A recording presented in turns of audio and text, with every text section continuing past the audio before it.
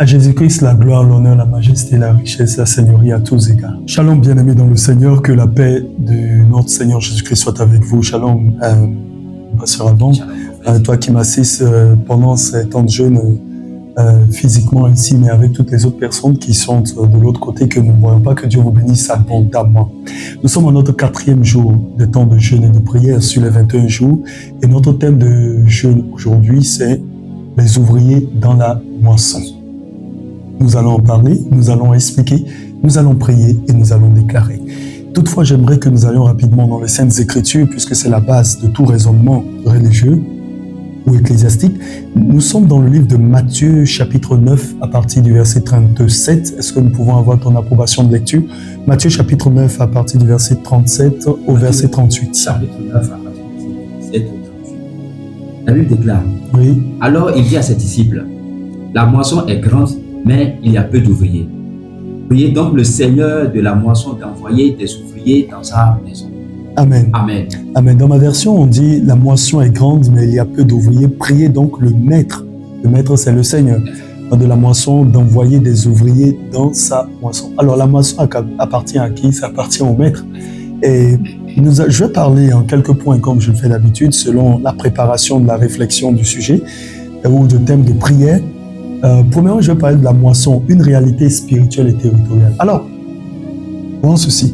Premièrement, qu'est-ce que représente la moisson? Souvent, on en parle et on dit il faut qu'il y ait des ouvriers qui vont travailler dans l'église, dans le champ missionnaire et tout ça. Mais la moisson en elle-même, elle représente quoi d'abord? Elle représente les âmes prêtes pour le salut. Elle représente les nations préparées par Dieu. Elle représente les cœurs en crise. Et elle représente les territoires en attente de la manifestation du royaume de Dieu. Vous allez remarquer que dans Matthieu chapitre 6, le verset 33, Jésus disait toujours « Cherchez premièrement le royaume de Dieu et sa justice et toutes choses vous seront données par-dessus. » Nous devons apporter le royaume aux gens. C'est important. Pas nos valeurs doctrinales, non, mais le royaume. Et avec le temps, on va comprendre ce que c'est que le royaume. Jésus ne dit pas « La moisson sera grande ». Il dit déjà « La moisson est grande ». Cela signifie que le problème n'est pas la récolte, le problème est le manque d'ouvriers qualifiés. Parce que nous avons des ouvriers, mais souvent, quand les ouvriers ne sont pas qualifiés dans une entreprise, il y a problème. Mais quand nous avons des ouvriers qualifiés, ça va plus vite. On est d'accord? Maintenant, cela nous conduit directement à une question logique. Qui est ouvrier? On va voir un peu, sur la base des Écritures ou de la réflexion, qui est ouvrier. Un ouvrier n'est pas simplement un chrétien. Attention, parce que le mot chrétien signifie comme Christ. Un ouvrier n'est pas simplement un chrétien. Voici ce qu'est un ouvrier. Un ouvrier est un envoyé. En grec, on dit apostolos. Un envoyé, un travailleur discipliné, donc pas n'importe lequel. Ensuite, un homme ou une femme sous mandat, un collaborateur du maître de la moisson. Voici ce que c'est qu'un ouvrier. Je répète donc, un envoyé, un travailleur discipliné, un homme ou une femme sous mandat, et encore un collaborateur du maître de la moisson. Dans 1 Corinthiens chapitre 3, le verset 9, la Bible dit « Nous sommes ouvriers avec Dieu ». Nous sommes ouvriers, pas indépendamment de Dieu, mais nous sommes ouvriers avec Dieu. Ça veut dire qu'un ouvrier travaille avec Dieu, pas pour sa propre gloire.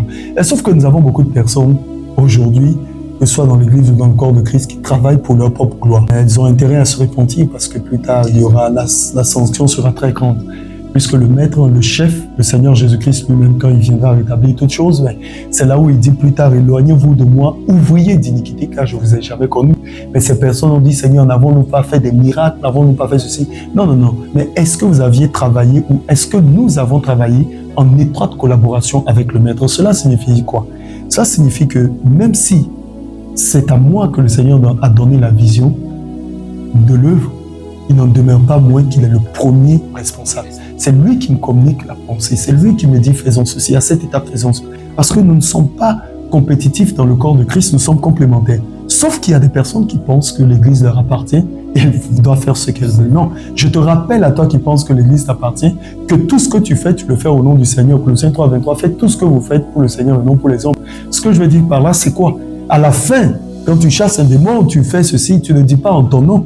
Tu dis au nom de Jésus. Donc, par l'autorité que Christ m'a déléguée, je le fais.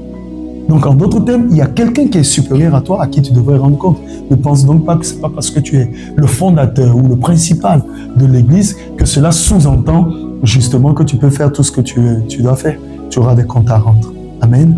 Alors, je vais parler maintenant des catégories d'ouvriers dans la mission, parce qu'il y a des catégories. Je vais dire que ce n'est pas global parce que j'ai juste pris une partie en termes, ça fait partie de la formation dans le leadership du ministère que nous proposons et que je propose dans l'enseignement pastoral, la formation pastorale. Donc, je n'ai pris que certains points pour rapidement partager avec nos frères de l'autre côté. Mais bon, pour avoir la globalité, il faut bien passer par la formation. Alors, je vais parler donc des catégories d'ouvriers dans la moisson. Premièrement, il y a les semeurs. Les semeurs, c'est quoi? Ce sont les personnes qui implantent la parole. Ils travaillent souvent sans avoir immédiatement les fruits. Un semeur, c'est quelqu'un qui plante la parole. Souvent, la parole, quand elle est plantée dans le cœur de la personne, elle ne produit pas des fruits systématiquement. Mais avec le temps, cela commence à produire des fruits. Deuxièmement, nous avons la catégorie des arroseurs. Ils consolident, enseignent et fortifient. C'est-à-dire, ils consolident, ils renforcent, ils enseignent et maintenant, ils fortifient. Troisièmement, nous avons les moissonneurs. Ils récoltent les âmes qui sont déjà prêtes. Quatrièmement, nous avons les gardiens de récolte. Qu'est-ce qu'ils font? Ils structurent, organisent, disciplinent, c'est-à-dire ils font ce qu'on appelle la dimension, n'est-ce pas, pastorale. C'est-à-dire qu'un pasteur, c'est un berger. Il est là pour mieux structurer, pour mieux encadrer. Donc, c'est ce que font les gardiens de récolte. Et cinquièmement, nous avons les stratèges territoriaux, c'est-à-dire là, nous sommes dans une dimension totalement et purement apostolique qui concerne l'implantation et la gouvernance spirituelle. Alors, l'implantation, ça veut dire que nous avons déjà formé les gens, elles sont déjà équipées, n'est-ce pas, pour l'avancement du royaume. Et maintenant, il faut implanter dans des zones. Mais tu ne peux pas implanter sans avoir maîtrisé ou mis sous ton contrôle par l'autorité de Christ. Toujours, et bien sûr, n'est-ce pas, le gouvernement spirituel qui est là.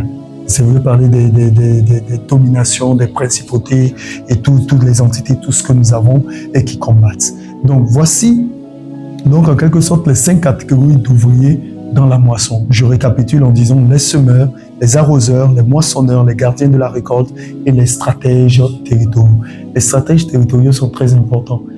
Ils agissent en étroite collaboration avec les intercesseurs et le leader lui-même pour nettoyer la zone, mettre exactement. Là, il y a l'atmosphère spirituelle qui doit être, c'est-à-dire qu'elle doit être favorable, je vous l'ai dit, à l'apport de la parole et à la croissance de l'évangile dans le milieu. Amen. Alors, je vais prendre une petite question et nous allons terminer avec le 5e point. La question, c'est pourquoi y a-t-il peu d'ouvriers? Nous remarquons qu'à l'Église aujourd'hui, ça manque de personnes qui vont véritablement travailler. Et pas seulement dans l'Église bâtiment, mais je parle de l'Église corps de Christ ou bien les différentes dénominations. Premièrement, il y a une chose qui manque, c'est la consécration. On ne peut pas être un bon ouvrier si on n'est pas consacré. Certains viennent le faire par recherche pécuniaire, c'est-à-dire qu'ils veulent de l'argent. Ils veulent être ouvriers et en contrepartie, on leur donne de l'argent. Je ne condamne pas, je ne fustige pas, je ne mitige pas. Mais une chose est certaine, tes intentions seront jugées demain. Amen. Amen. Tes intentions seront jugées. Est-ce qu'il faut récompenser? Oui, je n'ai pas de problème. Est-ce qu'il faut échanger la connaissance de façon monétaire? Je ne sais pas. Mais chacun évolue selon sa conviction et son devoir de conscience et de mémoire. Ensuite, quand je parle du manque de consécration, c'est-à-dire que la moisson exige la pureté et l'endurance. C'est important d'être consacré pour faire l'œuvre de Dieu. C'est très important. Quand tu n'es pas consacré, tu passes totalement à côté. Parce que tu risques de faire ce que toi tu veux faire et non pas la conduite que le Saint-Esprit t'inspire. Amen. Amen. Deuxièmement, amour du confort. La moisson implique poussière, fatigue et combat. L'homme aime la zone de confort. Et quand c'est comme ça, il se fait rarement des ouvriers sereins et durables. Troisièmement, le manque de formation. Tous sont appelés, mais peu sont formés. Il y a beaucoup de personnes qui disent qu'elles ont reçu l'appel. Ce n'est pas faux. Mais est-ce qu'elles ont été formées, équipées pour être envoyées? Parce que moi, je crois qu'il faut être informé, il faut être formé, et ensuite il faut être transformé. Et maintenant, tu es équipé et tu es envoyé. Mais si tu n'as rien de tout ça, tu réponds simplement à l'appel, tu cours comme ça. Mais imagine, les disciples sans formation pendant 3 ans et demi avec le maître, qu'est-ce qu'ils seront devenus? Et d'autres s'appellent, c'est-à-dire ils s'auto-appellent, ici cela se dit, ils prennent l'appel de Dieu, ils veulent être sous le leadership ou le contrôle de qui que ce soit, ils ne veulent même pas se servir des prédécesseurs, ils veulent faire tout par leur propre volonté. Ça ne marchera pas comme ça. Et quand c'est comme ça, on a un souci avec les ouvriers. C'est très compliqué. Alors, quatrièmement, la peur du combat spirituel. Pourquoi est-ce qu'il y a peu d'ouvriers? Les moissonneurs, un moissonneur s'est arraché au royaume des ténèbres. Tu ne peux pas être un moissonneur si tu n'arraches pas de la main des ténèbres les âmes. Mais beaucoup ont peur du combat spirituel, ou du moins des répercussions du combat spirituel, parce qu'il faut le reconnaître de façon stratégique. Il n'y a pas de guerre sans perte de vie humaine. D'une manière ou d'une autre, on perd quelque chose. Et comme certains ont peur d'aller à la guerre, dans le combat spirituel ou des répercussions, eh bien, ils évitent d'être des moissonneurs ou des ouvriers. Je vais prendre les qualités d'un véritable ouvrier, je vais les citer rapidement. Un véritable ouvrier, premièrement, il a la compassion. Nous sommes dans Matthieu chapitre 9, le verset 36. La Bible dit que Jésus fut ému de compassion. Maintenant, il faut savoir que la moisson commence par une douleur intérieure. Tu ne peux pas ne pas compatir à la souffrance des autres et puis maintenant espérer moissonner. C'est pas possible. Il faut toujours compatir. D'accord. Deuxièmement, il y a la question de l'autorité. Luc 10, 19, le pouvoir sur les serpents et sur les scorpions. Troisièmement, il y a l'endurance. Dans 2 Timothée chapitre 2, le verset 3, l'apôtre Paul parle à son fils dans la foi de ses entrailles, nées des entrailles de la foi. Il dit ceci: souffre avec moi comme un bon soldat. En quatrième position, la fidélité, c'est-à-dire dans 1 Corinthiens chapitre 4, le verset 2, on demande au dispensateur d'être fidèle. C'est très important, la fidélité, ça fait partie des qualités d'un véritable ouvrier. En cinquième position, l'intégrité financière. On parlera toujours, constamment et à répétition de finances. L'intégrité financière. Un ouvrier impur bloque la moisson. Amen. Alors, je vais terminer par ceci en parlant de la dimension prophétique, justement, rattachée à la question des ouvriers de la moisson. Il existe une moisson locale, une moisson nationale, une moisson générationnelle et une moisson économique. Je répète, une moisson locale, une moisson nationale, une moisson générationnelle et une moisson économique. Et il est important de savoir que certaines églises prient pour la croissance, mais ne préparent pas les ouvriers. Et il faut savoir que Dieu n'envoie pas la récolte là où il n'y a pas de gestionnaire. Mais je ne dirais pas seulement de gestionnaire, mais je dirais de bons gestionnaires. Alors, à la fin de l'histoire, les ouvriers dans la moisson, selon ce que le Seigneur nous a dit dans Matthieu 9, 37, 38, comment on résout toute cette paperasse que j'ai eu à détailler? C'est très simple. La prière. Jésus a donné la réponse. Il dit, priez donc le maître de la moisson, n'est-ce pas, pour qu'il fasse quoi? D'envoyer des ouvriers dans sa moisson. Vous voulez sélectionner des personnes qui vont œuvrer à l'église, ne le faites pas par romantisme, par charisme ou encore par affinité, mais faites-le par le biais de la prière. Tout comme Jésus a pris le temps de prier toute la nuit avant donc le lendemain de choisir ses disciples. Et il faut reconnaître que quand bien même il a fait le choix des disciples, il a dit un peu plus tard, n'est-ce pas moi qui vous ai choisi? Cependant, l'un d'entre vous est un démon. Donc c'est important de savoir tout ceci. Que le Seigneur vous bénisse abondamment. Et voici donc la petite exhortation que je vais donner. Je tiens à rappeler ceci: à chaque fois que je prends des sujets de ce genre, il faut savoir qu'il est plus complexe et beaucoup plus détaillé que ce que nous pensons.